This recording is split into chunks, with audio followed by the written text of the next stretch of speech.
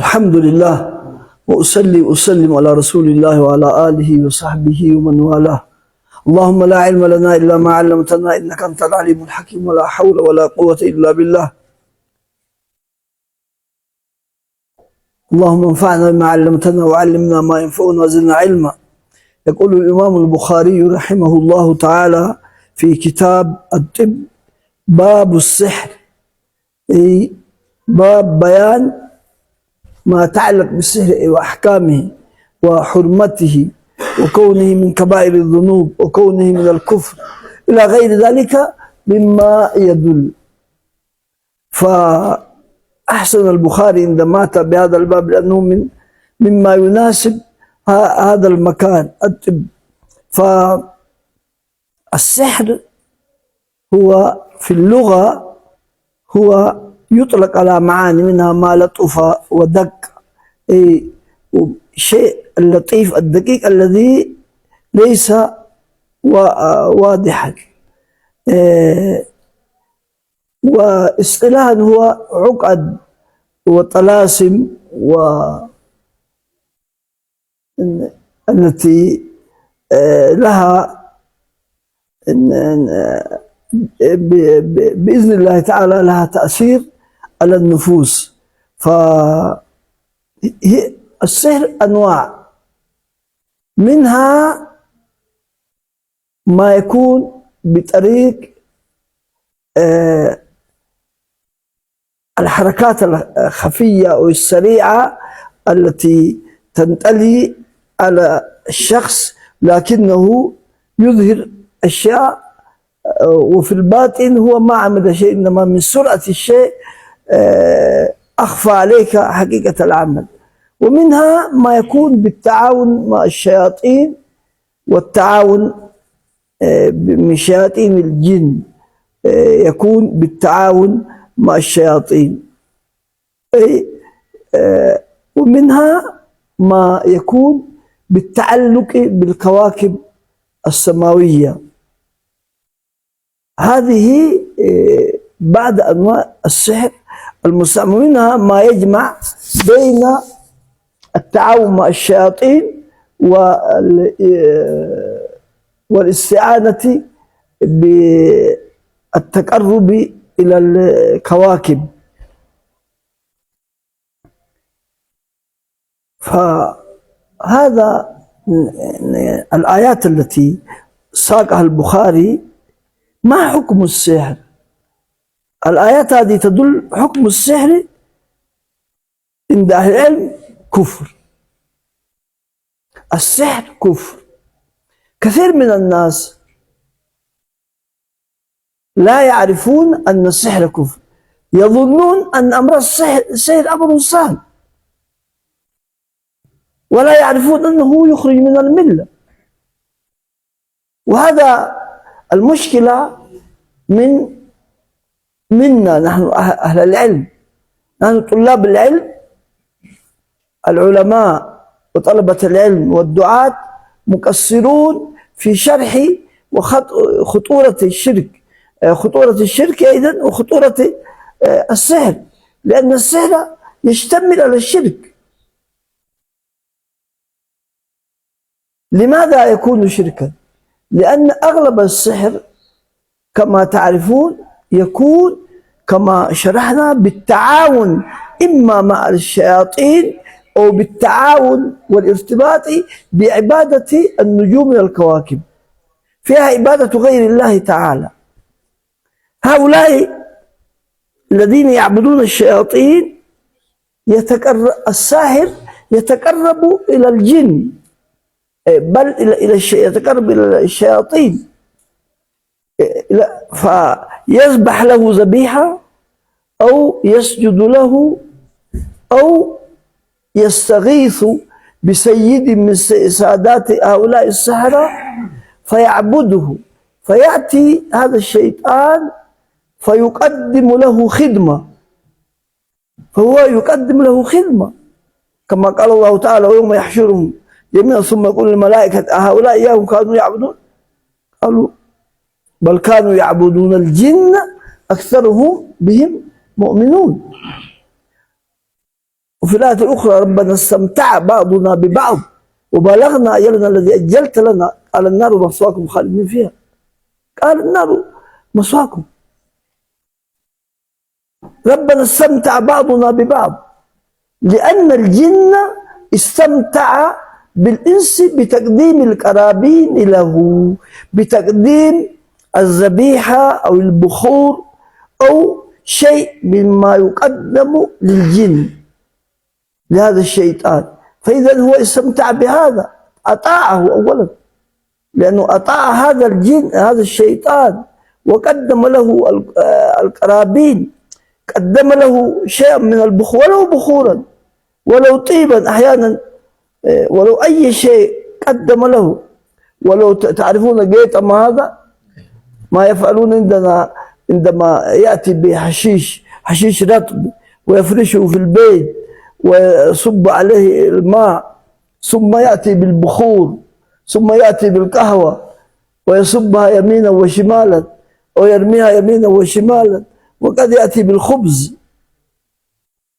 ويقطع منه ويرميه يمينا وشمالا. هذا هو عبادة الجن. فالجن أو يذبح خروفا أو ديكا، ثم هذا الديك يقطع منه أجزاء، من كل جزء، من اليد شيء، من الكبد شيء، من الطحال شيء، ثم يجمع هذا ويرميه في النار. واللحم عندما يرمى في النار تطلع منه، تفوح منه رائحة نوعا ما زكية. فهذا يكون عبادة للجن، يعبدون الجن بهذا، بأنه يذبحون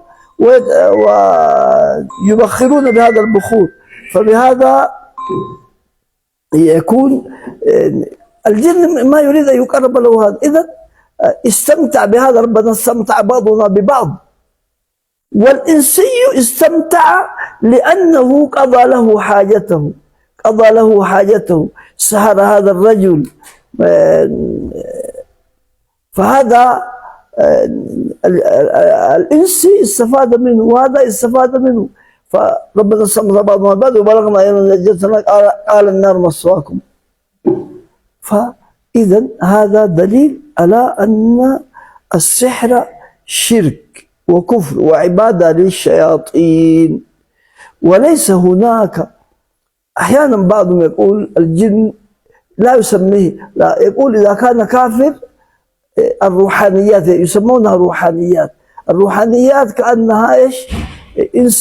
جن مؤمن ولا مانع من التعاون مع الروحانيات. يقول لك بعضهم نحن إنما يمنع التعاون مع الشياطين، أما التعاون مع الروحانيات لا بأس. ما في شيء اسمه روحانيات، كلها شياطين. لا يقدم لك الخدمة إلا بمقابل، لا يخدمك جني بدون مقابل. لا، هو ربنا سبحانه وتعالى الله أخبرنا عنه، لا بدون مقابل هل يخدمك؟ لكن لا، هو بدون مقابل لا يخدمك. إما مقابل حتى البخور نفسه، هذا لو قدمت بخور بخرت له نفسه، هذا عبادة ولو شيء صغير. كما في حديث قرب ولو إيش؟ ولو ذباب، قرب ولو ذباب. فأي شيء تقدمه في هذا له يكون شركا ويكون كفرا. ولهذا أهل العلم قالوا حكمه أنه شرك. روي عن الشافعي أنه قال ليس كل منه ما هو كفر ومنه ما ليس بكفر. فقال إن كان بأدوية مثلا، جاء بأدوية، فننظر إلى هذا الدواء ماذا يعمل، هل هذا الدواء ماذا هو في أن الشافعي يريد أن يقول ومراده كأن فيه يريد منها ما يكون بطريق الأدوية، الذي يكون بطريق الأدوية لا يكون كفرا، وأما الذي يكون بطريق الاستعانة بالشياطين وتقديم القرابين أو تقديم القرابين للشياطين أو للكواكب فهذا بدون شك أنه كفر. وذلك ما يكون من باب التخيير والخداع. الذي يكون من باب التخيل والخداع هذا لا يصل إلى الشرك الأكبر. هذا الذي يستعين بالشياطين والذي يصل إلى الشرك الأكبر. ثم العلماء اختلفوا هل يكون هو حقيقي أو خيالي، هل هو خيالي أو حقيقي؟ فالراجح أنه ينقسم، هو حقيقي، السحر حقيقي، تأثيره حقيقي أيضا بإذن الله ويؤثر حقيقي، لكن منه ما هو خيال، منه ما هو خيال، وأما أصله فهو حقيقي. والآيات التي ساقها البخاري تدل على الشرك. وقول الله تعالى باب السحر، باب تفسير قول الله تعالى. هذه الآية هي جاءت فنقرأ بقول بالكسر باب السحر وباب قول الله، لأنه يكون من المبوب به، لأن ما يأتي من الأحاديث يكون شرحا لهذه الآية، فيكون الباب معقود لهذا. أو وقول في رواية يقرأ بالرفع، أي وفي هذا الباب قول الله تعالى، أي هو يدل. الله يقول ولكن الشياطين كفروا وما كفر سليمان ولكن الشياطين كفروا، أي سليمان عليه السلام لم يكفر. من الذي كفر إذن؟ الشياطين. لماذا الله نفى عن سليمان؟ لأن اليهود زعموا أن سليمان ليس ملكا، ليس نبيا حقا، وإنما ملك بطريق السحر. فالله نفى برأ سليمان، سليمان ما كفر وليس ساحرا. روي من بني إسرائيل أن سليمان جمع كتب السحر فدفنه تحت كرسيه حتى لا يقترب إليه أحد. كان السحر كثر في زمانه فجمع كتب السحر هذا فدفنه تحته. لما مات جاء شيطان وقال لهم إن سليمان ليس نبيا، إنما ملككم بالسحر، واحفروا هنا تحته سحر. وحفروا ووجدوا هذه الكتب التي ودفنها منعا لشرها، فزعموا أن سليمان إنما ملكنا بهذه الكتب، فالله نفى عنه. إنما هذا الشيطان الذي جاء ودل عليها هو الذي أضلهم، وإلا سليمان نبي وليس ساحرا. وما كفر ولكن الشياطين كفروا. إذن الشياطين عندما استعملوا السحر كفروا، يعلمون الناس السحر. إذن تعليم السحر كفر. لماذا كفروا؟ لأنهم يعلمون الناس السحر، والسحر كفر. وما أنزل على الملكين بابل هاروت وماروت، يعلمون السحر وما أنزل. ما هذه اختلف فيها أهل العلم، هل هي نافية أو موصولة؟ إذا قلنا موصولة لما يعلمون السحر ويعلمون ما أنزل على الملكين ببابل هاروت وماروت، أي أنزل عليهما ابتلاء السحر، فهما كانا يعلمان الناس السحر ويقولان وما يعلمان من أحد حتى يقولا إنما نحن فتنة فلا تكفر، أي نحن أرسلنا كفتنة، ابتلاء من الله سبحانه وتعالى.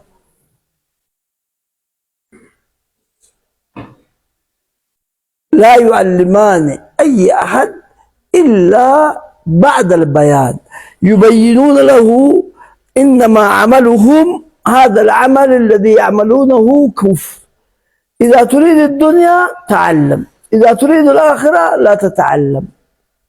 أي فهما نزلا لتعليم السحر، لكن مع البيان، مع الشرح أن هذا من عمل به يكفر. وهم إنما جعل من باب الفتنة.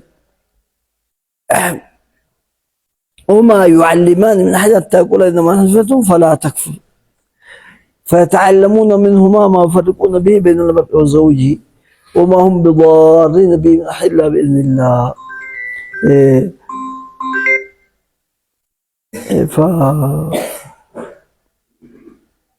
ما إذا قلنا نافية أنه لم ينزل على الملكين وما أنزل لم ينزل على الملكين ببال هاروت، فلا يستقيم المعنى. المعنى الأولى أن نجعل ما موصوله، أي هما ليس نفي، إنما الآية تنفي كون سليمان ساحرا، أي أنه لم يكفر ولم يعلم السحر، وإنما الذي علم السحر للابتلاء هما هذان الملكان. هذان الملكان يعلمان من باب الفتنة والابتلاء.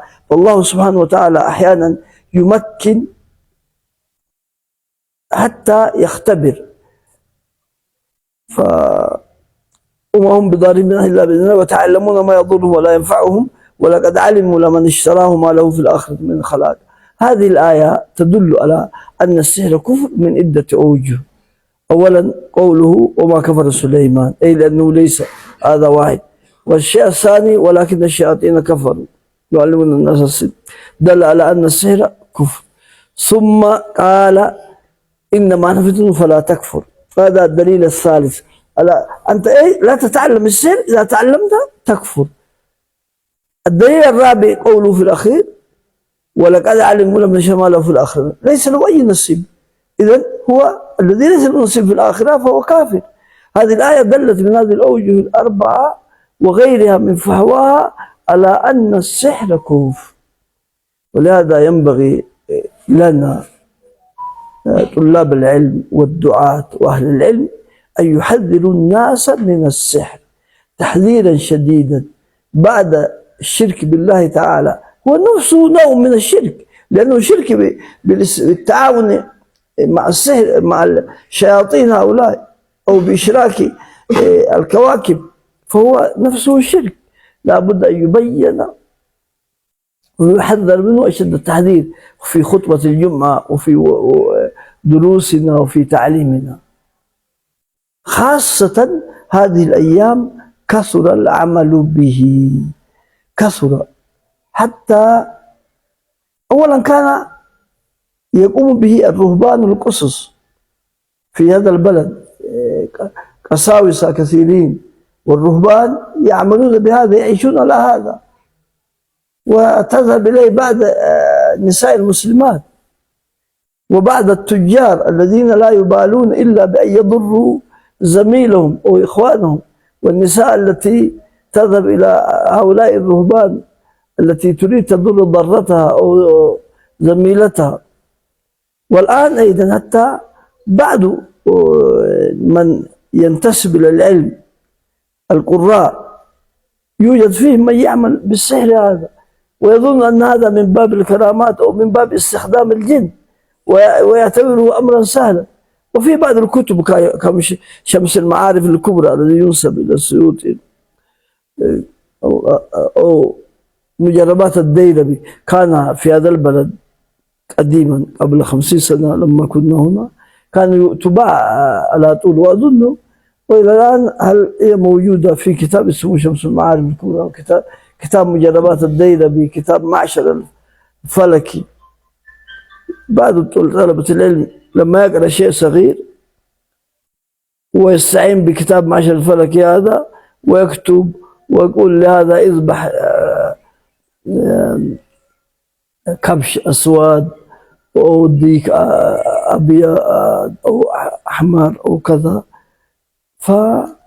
فيتعاونون مع الجن بهذا ويظن أن هذا من باب استخدام الروحانيات وكذا، وليس فيه أي روحانيات، هذا استخدام سحرة الجن، وهذا يكون كفرا بهذه الأدلة. ولا ينبغي أن نتعاون معهم وأن نبين لمن يقومون بهذا إن كان مسلما أن نبين له أن هذا ستكفر به، وأن ما تكتسب به من المال هذا كسب بالحرام بل كسب بالشرك، فينبغي أن ننشر هذا. وأما من مسك فعليه أن لا يذهب إلى النصارى هؤلاء وإلى الرهبان، بل علينا أن نستعمل ما هو الرقية، الأدعية والرقية بأسماء الله الحسنى وبالآيات القرآنية وبأسماء الله الحسنى وبالأدعية المأثورة.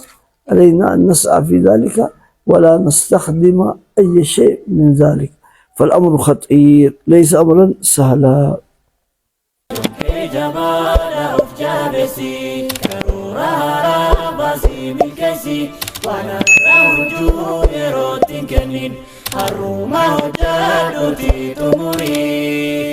Haraka rusi kayo sidura